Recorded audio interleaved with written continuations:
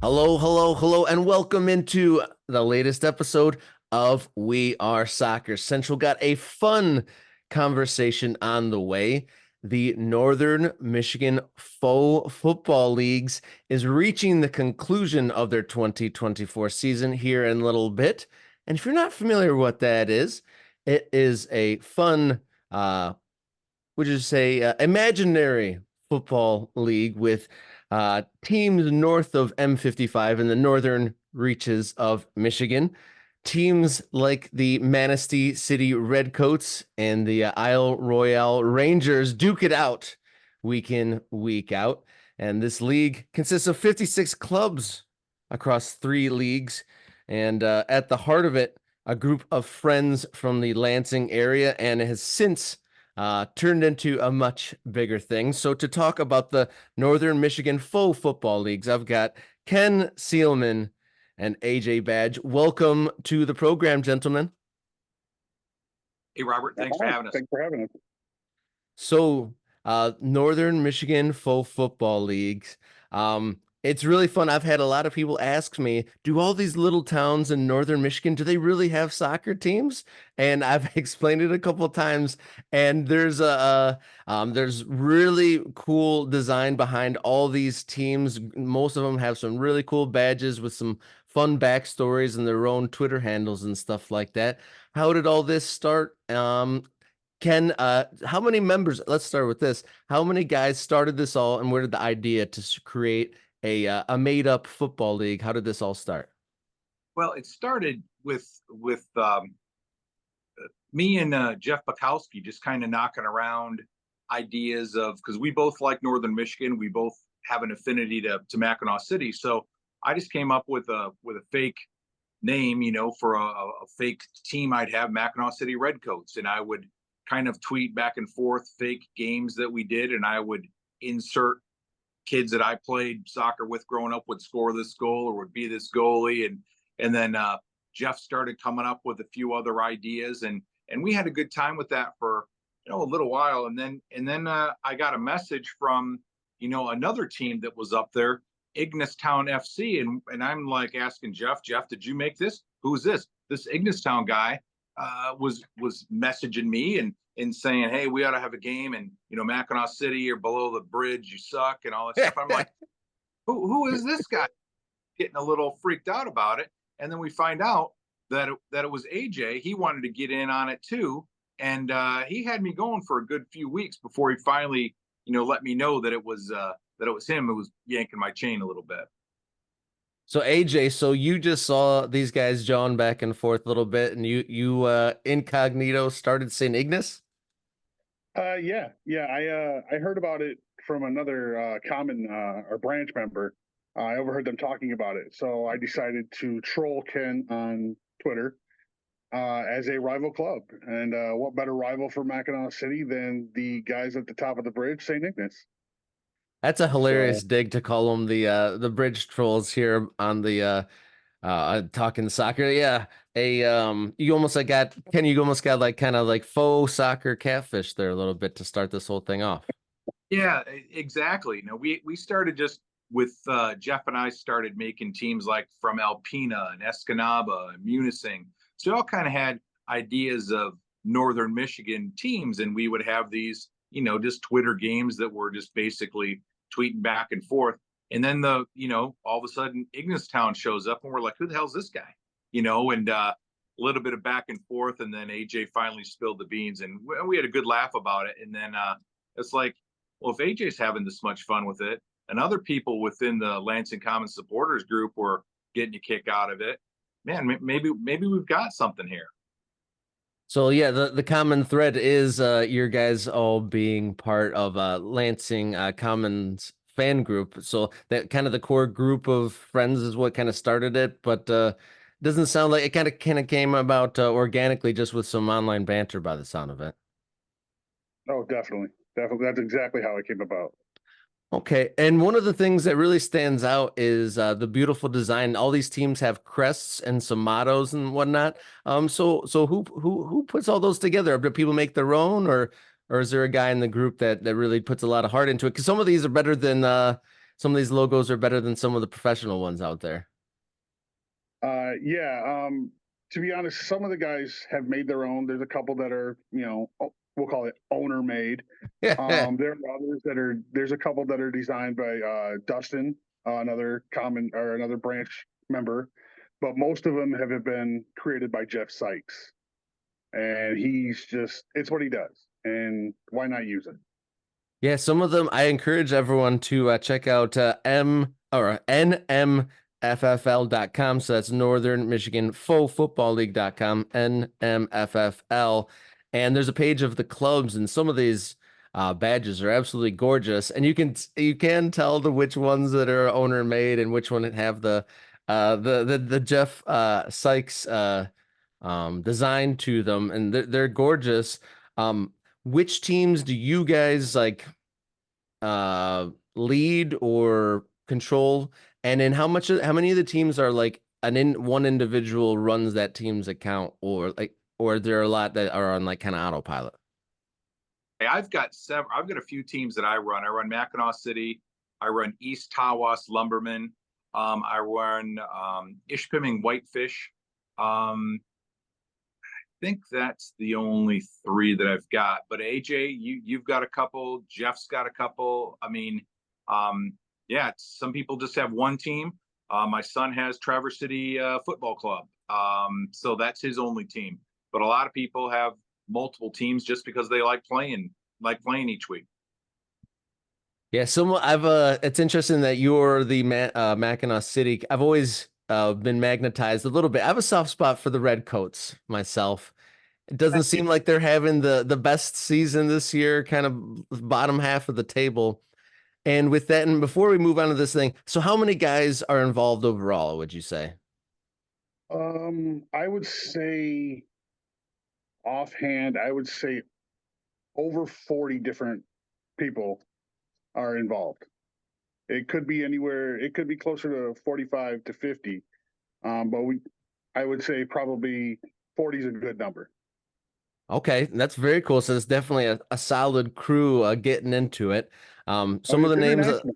It's international. the full football's gone international. It is. We have owner in Australia and we have one in England.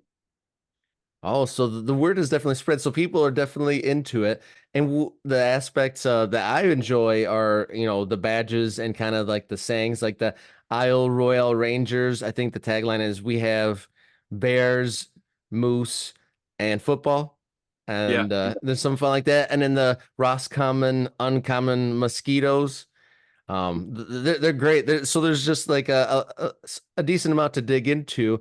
But what I want to know, like I said, my red coats or your red coats, Ken, bottom half of the table, while Isle Royale is in the first place here with just a couple games to go. How are these matches like? How is the actual game played? And yeah, how do the mechanics of all of the actual results in the matches all work? Well, Robert, thanks for bringing up that the Redcoats are fighting relegation. So, and we do have pro rel in Northern Michigan Faux Football League. So I'm trying to stay in the Premier League. But the game started out just something. How could we do something that doesn't take a lot of time? It's not a big commitment like regular NFL fantasy football where you're picking your players and you're picking your defense and you're doing this and you're doing that. We just said, let's just figure out how to do this. And we made it a simple dice roll game. We just figure, okay, if you roll the dice, whatever you roll is going to be your first half roll, is going to be your first half score. And the second roll is your second half. But then we thought, well, we don't want to have, potentially a 12-11 game. I mean, that's not realistic. So we said 1, 2s, and 3s are 1 goal, 2 goal, and 3 goals.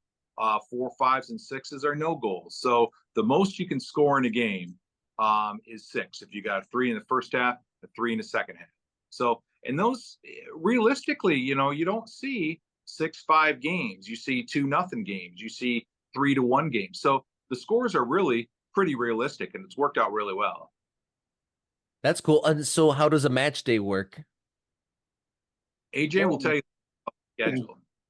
Yeah, that could be a little difficult at times. I release the schedules Monday evening usually for the upcoming weekend, and the guys anybody involved has can give me their scores anytime throughout that day, through the week, whatever. And you have up until 2 hours after game time to get your scores in. And then that's how it happens. So you have an entire week to do so if you really want to. And that way we can get people, they don't have to do it on a specific timeline. They can have the comfort and the ability to do it throughout the week. So it's the commitment for an owner of a team is rolling the dice twice and then telling you. Yes, Yeah. yes. To be honest, yes. And you can be as involved as you want to be or not involved. We have guys that don't tweet at all, and we have guys that their Twitter feed is nuts. Like Atlanta Forest FC, that guy goes all out, and he lives in Atlanta, I believe. So it fits that Atlanta Forest lives in Atlanta. But there are guys, like I said, they don't tweet at all. And that's okay. They're still part of the league. They enjoy it. And there are other guys that they go all out, and that's what they do, and it's fun. The Trout Creek Finns will do their lineup before the game. They'll talk about the stadium that they're playing at, who the starting lineup is, and then they'll tweet all during the day as far as what the scores were, this pass was, or this save here. And Steve Beckman does that team, and he really defines how to play full football, but he puts a lot of time into doing it, where I just roll and that's it. So when I was winning, I was a little more participatory, but since I've been falling behind, it's just like roll a damn dice. Yeah, lazy. So when the dice go quiet, so does the social media account. Yes. So goes quiet. Losing a lot, smack talk goes quiet.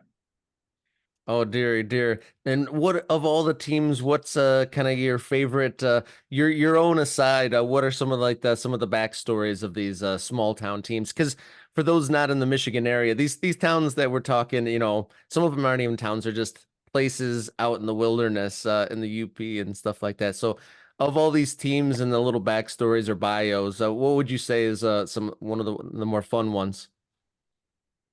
Myself, I would have to say Ontonagon Porkies. That's the team. That's the team owned by Peter Wilt. He has an affliction for that area. He loves it. It's his thing, and that's what he wanted. So that's what he got. That's one of those owner made logos right there. That's an owner made crap. I think it's the black and white one, right? Yeah, yes. It's a porcupine. Yeah.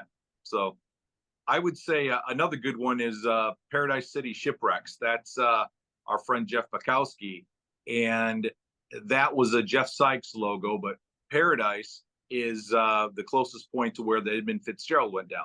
So that's Paradise City Shipwrecks. And Jeff's taken a moniker of having a pirate as part of his logo and his persona. So he always says hashtag pirate shit whenever he posts something. So those are two good ones, but there's a lot of unique logos that are in there. There's a lot of unusual cities that you didn't even know about that people just looked on a map and said, yeah, that sounds like a cool place, and they made a team. I see on the website nmffl.com that there's a franchise vacancies or those looking for owners. How would one get involved in taking that on? Literally, they just get a hold of the league. We have, I don't know, I guess you call it a questionnaire. It's a few questions of how you heard about the league. What team do you truly support? Like, what English club or, foreign domestic, whatever club, and this, that, and the other thing. And just, you got to kind of pass the background / chill, check, so to speak. But we've had two newcomers coming in for next season that have taken those clubs with the Sault Ste. Marie Freighters and Sporting Summer Island. Yeah. So those are guys that just hit us up at the end of the League Two season when the protagonist piece came out, and they'll be ready to go for next year. Awesome. Is there a city or a franchise out there that as founding members you feel like the league system really needs to have engage into the league system? I've always been surprised that, and this is one of my favorite logos that never got picked up was Onward Onaway, and it was a takeoff on Forward Madison. So Onward Onaway, Forward Madison's got a flamingo, so Onward Onaway is a Canadian goose. So it's just a cool logo, and I'm really surprised no one's picked that one up. I think that's a good team. I'll have to look that one up and maybe see if I can't take one up. I don't want there to be a vacancy in the league. You want the leagues to be strong. And for context of knowledge of the area, I was really impressed that the Drummond were the Sandhill because my one visit there is what I discovered what a Sandhill crane was. Yep, that's a lot of the times the owners will look into the history, the geographic situation of the town or area, and that's what they'll go with. You know, it adds that little touch of authenticity to it. The owner of Menominee is Leonard from Australia, and I'll be damned if he doesn't know more about Menominee than I do. So I mean, who knew that Menominee was big in wild rice? So that's the name of his team is Menominee Wild Rice, and he'll tweet the governor about coming to watch his matches and stuff, and yeah, Leonard's another one that's really into it as well. That's really fun. What he's texting Big Gretch to see if she'll come out to Menominee. Yeah, Yes, he is. Got a response, but yeah, he's texted her or tweeted at her anyway. That was one of the surreal moments over the draft weekend was when the governor was brought out to give the draft selection and they called her by her nickname on her introduction. I thought that was pretty wild down in Detroit this last weekend. But so from what I understand, correct me if I'm wrong, the league mirrors kind of like the Premier League calendar. So we're getting to the business end here. Yes, it does. What is it? August to April ish. To be honest, the way it truly started was it started at the end of Lansing Common season, and then just kind of went to the start of Lansing Common season. But yes, it mimics the English calendar or the European calendar. Okay, so tell us what who's in the title race here in these last few weeks of the top Northern Premier League. Yeah, the Premier League, it's tight. And we'll call it that. It's tight. You have the Rangers are in there, Isle Royale. Paradise City is still involved. And there's a third team right offhand that I cannot place that is up there. And they're probably going to, hate me for it. But I think Ontonagon's up there in the title race as well. I think it's within like 2 points of each other going into the final week. So, as Ken always says, meaningful games late in the season. Yeah, everybody wants to be in the mix at the end of the season. And I see on your Twitter you have the hashtag Faux Pro.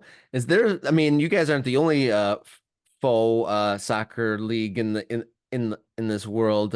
Is that hashtag like a universal thing of those kind of leagues, or is that solely yours? I think it's As AJ's. far as I know, it's mine. Yeah, I just kind of came up with it. That and what is it? Support or support fake soccer. It was Ken, and it was just something I figured we could put together. Faux Pro just kind of fits. Hey Robert, we've got besides the Premier League going on, we've got a cup competition that's winding down too. So we've got the Whitetail Cup that's into the final, and that AJ, who's in that? Is that Houghton Lake? It's Houghton Lake and Mullet Lake. So that's the Bukowski family. It's Jeff Bukowski and BB11 are Houghton Lake and Mullet Lake for the Whitetail Cup. Nobody's beating that kid. Yeah. They got the hot dice. So is the Whitetail Cup played with the same rules as the league play? Yes, it is. But however, we do have a setup for penalties. for, just that case. We go normal time, extra time, and if it's still tied, obviously we go to penalties. And with that is you have to beat the keeper. So if the shooter scores a 3 and the keeper scores a 4, it's a save. If the keeper, if the shooter scores a 3 and the keeper scores a 3, it's also a save. You have to beat the keeper. And that's how it goes. So you basically, whatever the keeper gets, you got to go one better. But all the numbers are open in the penalties, so you can do a 6 or a 5 or a 4. Yep. Penalties. So you could shoot a 6 and the keeper shoots a 6. That's a save. So just something different for penalties. And overall, with this endeavor, when did you start it, and has it, obviously it's grown to a degree, but is it still growing? And I guess how long have you been doing it? We'll start there. The leagues have been going on. This is our 3rd season for the Premier League, 3rd for League One, and the 2nd one for League Two. We have grown every year. I think the first year we started with 16. Then we slowly had a couple other teams come in, so we created League One, and League One grew from 4 teams to 16 or 18 teams in one season. So that was our big growth right there. And then League Two has, I think, 16 teams. And I'm assuming if, say, someone listens to this, wants to get in a team and get involved, they start in League Two? Yes. Oh, yes. You start at the bottom, have to win your way up. It's a true Oh, Wrexham story, we'll call it. Can't buy your way. so no one can buy their way in straight into Isle Royale territory? Oh, they got to up. So I'll get admit, guys, this is a great way to pass the time for mutual summer soccer club lovers. It's a long off season, from August back until May again. And I'd be remiss to ask you guys before we split ways. You're big Lansing Common supporters, of course. How excited and how you feeling with just a couple weeks to go until summer soccer hits? We went out to the tryouts today to watch who was out there. They must have had over 50 guys that were out there trying out. So, and that was their 3rd tryout. So, I'm no judge of soccer, whether some guy is great or some guys just average. But all I notice, these guys are fast. These kids are quick, and it's gonna be a fun season. What's interesting about the Midwest Premier League is that every year the teams just get better and better and better. So new team in our division, Northern Indiana, they're going to be tough. Again, we've got Fort Wayne, which is in our division as well. They're last year's champion, but Lansing Common is going to be ready. We've got a good group of guys, good core people coming back. So I'm looking forward to it. And Robert, I hope you come out and catch up a game with us this summer and tailgate with us as well. Yeah, I've been wanting to come pretty much ever since COVID, and between my Oakland County FC obligations and just being a family man and whatnot, it's been a haul. But I definitely have some possible dates, including Livonia City's coming up there for I think a preseason game. That one I have circled as a possibility for a visit. Are you guys going to be tailgating for that too? Yeah, that's Definitely. Derby. So the I-96 Derby. So yeah, come out for that one. We'll be out there, and their supporter group of 1. We affectionately call him Wheaties, will be there all by himself. He's also a member. He owns Goatsville, the Golden Goats. Oh, that's right. Yep. That's a great one. I'll have to look that logo up. That's a good one too. But yeah, come out, man. We'll be tailgating all the time. Just look for the tents, and the first beer's on AJ. Damn straight. I'm sure it'll taste fine. Thank you, gentlemen. The Northern Michigan Full Football Leagues, NMFFL.com. AJ Badge and Ken Seelman, some of the founding members of that endeavor. Good fun, and thank you so much for joining me here on We Are Soccer Central. Thanks a lot, Robert. Thanks for having us. Pleasure.